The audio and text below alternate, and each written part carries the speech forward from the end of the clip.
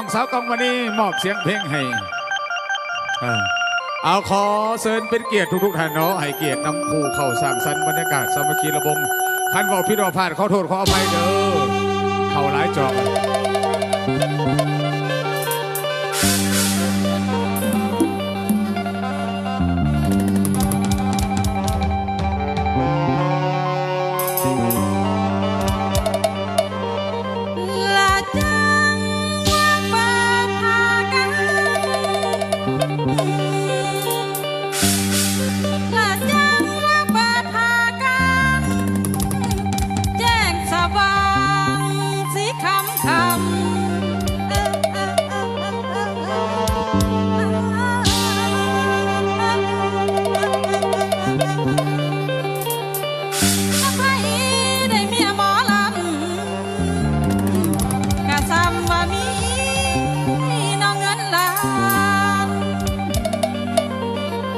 ซ้ำว่ามี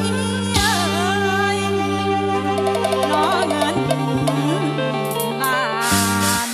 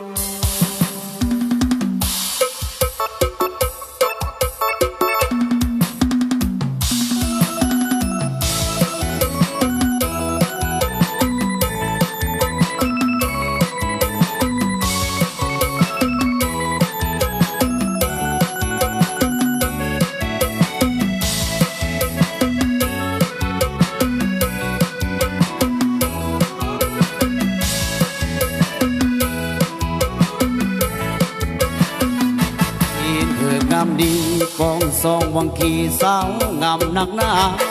ยามเมื่ออายได้มาพบน้องแก้วตานับว่าเป็นหนึ่งห้วยหมอวังเฮืองามเอาเลือแสนลาบลึงหน้ามอนอายยังคะหนึ่งส่วนลำพึงคิดถึงบ่หายงามสาววังเวียงเจ้ามีชื่อเสียงดังก้องมานานจนคอยเฝ้าติดตามน้องคนตาดำผมงามอยู่กงเคยคู่น้องนางเคยฝากความหวังด้วยใจซื่อตรงจะหักน้องมั่งคงบ่ลืมหลงทำจังวังเวียงสาวท่าเรืองามเหลือสุดพันละนางามน้องยิ่งส่งมา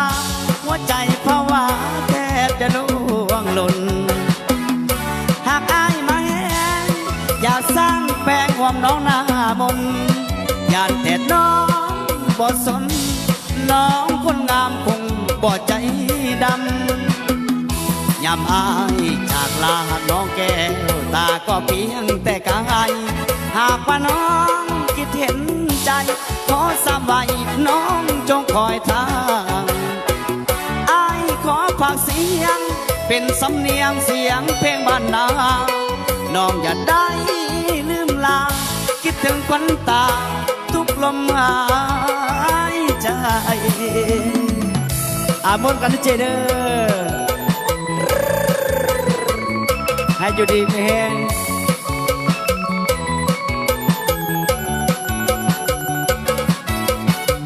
มนต์นั้นขึ้นเฮือนไม่นะเจนอนวะอยู่เถียงหน้างามๆนะลำรวยเจเด้อ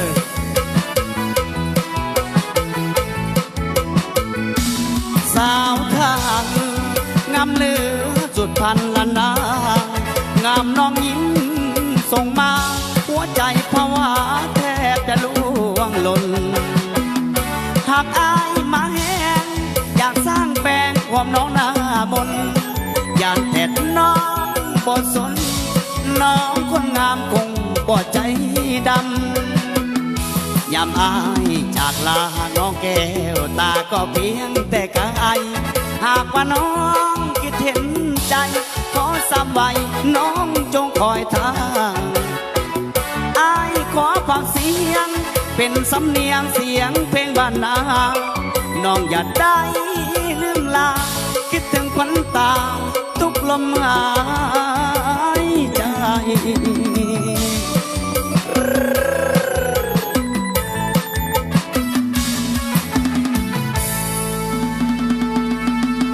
ขอบใจเด้อที่พรงามเด้อ